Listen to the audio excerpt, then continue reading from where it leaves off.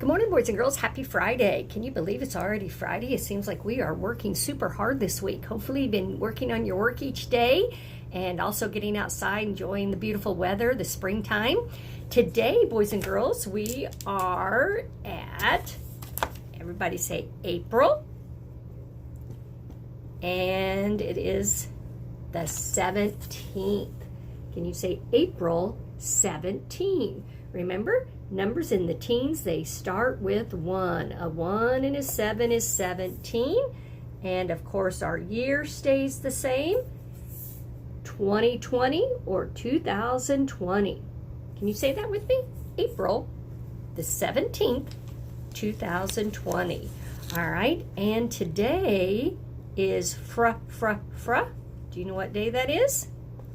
Very good. Today is Friday. There's our FR sound, fr, like in fruit, front, Friday. Can you say that? Friday. If today's Friday, tomorrow will be Saturday. And if today's Friday, yesterday, you gotta stick your tongue out, was Thursday. Very good. And of course, we mentioned it was April. We haven't done our months of the year song in a while. Do you remember how many months there are? You should be saying 12. Now, when we do our months of the year song, remember, we need our hands, and our legs, because there are 12. 5 and 5 is 10, and then our 2 legs, 11, 12. So we do need all parts of our body. It's kind of a silly song to do, isn't it? Do you remember how it goes? January, February, March, and April, May, and June, and July, August, September, October, November, December. These are the months of the year. Oh, these are the months of the year. Fill them with love and good cheer. The months of the year. Very good, boys and girls. Yeah, that's kind of crazy. We need our legs for that too. Remember, there are 12 months in a year. We just sang those. There are, remember, 7 days in a week. We use our fingers and we do our 7. 7 days of the week. 7 days of the week. 7 days of the week. And I can say them all. Sunday, Monday, Tuesday, Wednesday, Thursday, Friday. Saturday is the last day and I can say them all. And then remember our seasons. There are how many? Do you remember? 4. I know that's a lot of numbers to remember. Winter, spring, summer, fall. Winter, spring, summer, fall. Winter, spring, summer, fall. 4 seasons in the year. And the season we are in, everybody, what is the season we're in? You should be saying spring. Kind of make the spring sound. We are in spring. Beautiful time. The flowers are growing and the trees are budding out and growing. All right, this week we also, boys and girls, have looked at a Bible verse that we had already learned before. Everybody say Psalm. Remember, it's got a P at the beginning, but the P is silent. 69:30. Psalm 69:30. The P is silent. Be my echo. I will praise God's name in song and glorify him with thanksgiving. All right, it was kind of a long verse, but I think you guys did such a great job. Let's say that again. I will praise God's name in song. Can you say that? I will praise God's name in song and glorify him with thanksgiving. And glorify him with thanksgiving. Very good. Remember, we talked about how we can sing those praises to the Lord all the time. And of course, always have something to be thankful for. I want you to think of something. What's something you're thankful for? Can you think what it is? Remember that one song that goes like 5 things. We could do that fast, but let's think of something. I'm thankful for the beautiful season changes. We get to enjoy winter. We get to enjoy summer very soon, spring and fall. So I'm thankful that God gives us seasons, different seasons for us to enjoy. All right, I know you have a lot of things you're thankful for too. What a fun thing to remember, to always be thankful to God for all the blessings he gives us. All right, well, today, boys and girls, I brought another story. I love bringing a story to read to you. And today, we're going to have to use our imagination.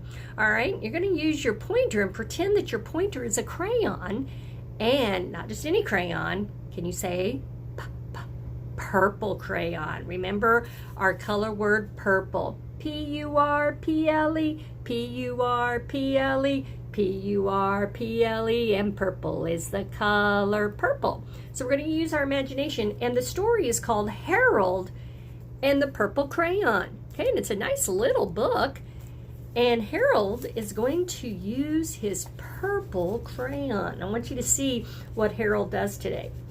One evening, after thinking it over for some time, Harold decided to go for a walk in the moonlight.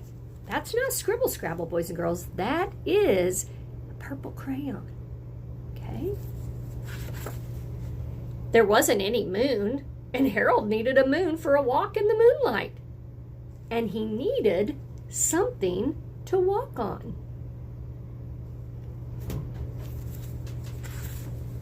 He made a long straight path so he wouldn't get lost, and he set off on his walk, taking his big purple crayon with him. But he didn't seem to be getting anywhere on that long straight path, so he left the path for a shortcut across the field. And the moon went with him. The shortcut led right to where Harold thought a forest ought to be. He didn't want to get lost in the woods, so he made a very small forest with just one tree in it.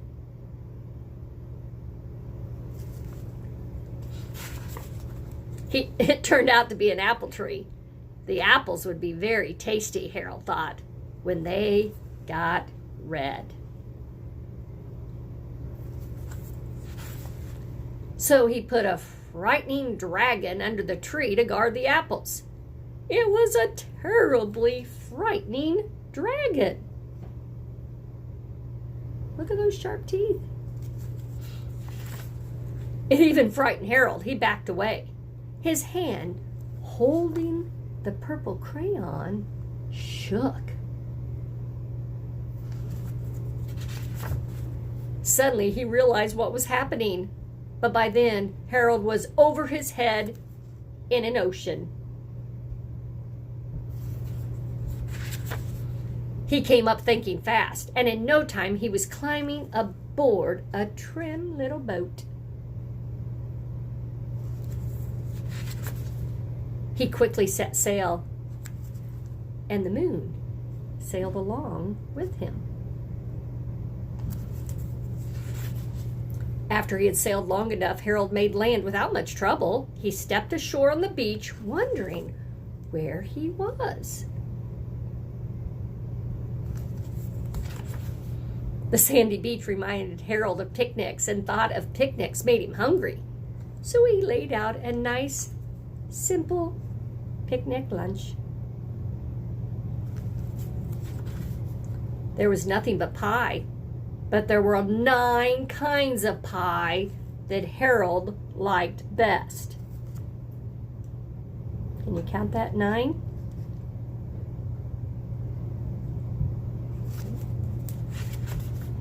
When Harold finished his picnic, there was quite a lot left. He hated to see so much delicious pie go to waste. So Harold left a very hungry moose and a deserving porcupine to finish it up. And off he went, looking for a hill to climb to see where he was.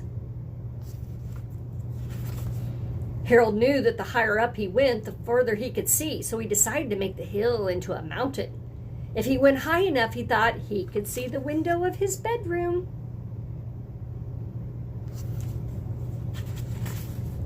He was tired, and he felt he ought to be getting to bed. He hoped he could see his bedroom window from the top of the mountain.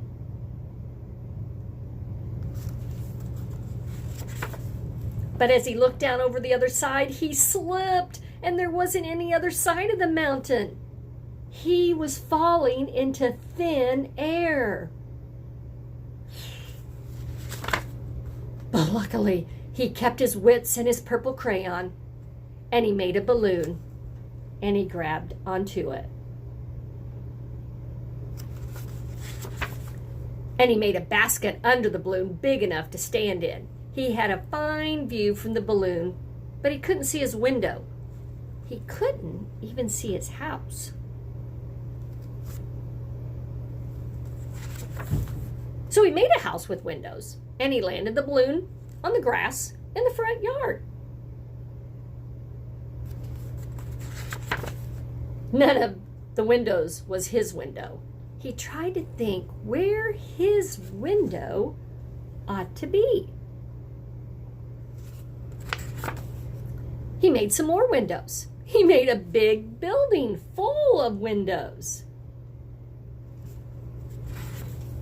He made lots of buildings full of windows. He made a whole city full of windows.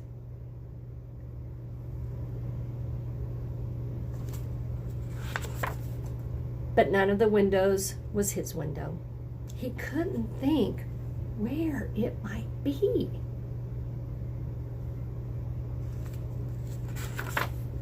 He decided to ask a policeman, and the policeman pointed the way Harold was going anyway, but Harold thanked him. And he walked along with the moon, wishing he was in his room and in his bed.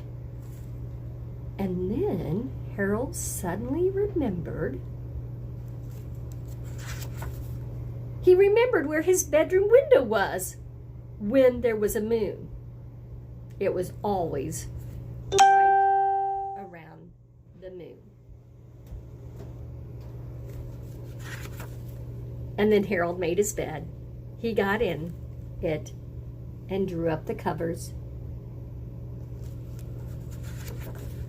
The purple crayon dropped on the floor, and Harold dropped off to sleep. All right, what a great story, boys and girls. Think about it. What if you had a purple crayon?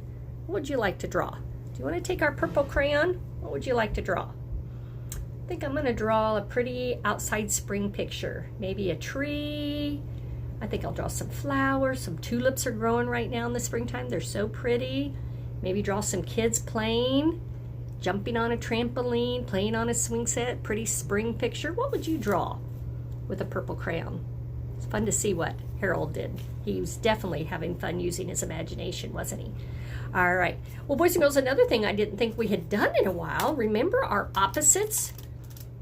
We talked about opposites, and we had our flashcards with opposites. Let's see if you guys remember our opposites. Can you say, what is the opposite of happy? Do you remember? Yeah, sad. You show me happy face? Sad face. Happy, the opposite of happy is sad. What about happy, opposite of inside the birdhouse? Yes, you should be saying outside the birdhouse. Inside, playing inside, opposite would be playing outside. Tall, short. I bet you guys are fast on these. The opposite of hot. Show me hot. Oh, hot day. All right, opposite of being hot, cold, burr. Everybody do burr, cold. The opposite of your right shoe is your left. Can you find your right hand? Find your left. Remember, your left makes a capital L when you put it up. Your right hand makes a capital L.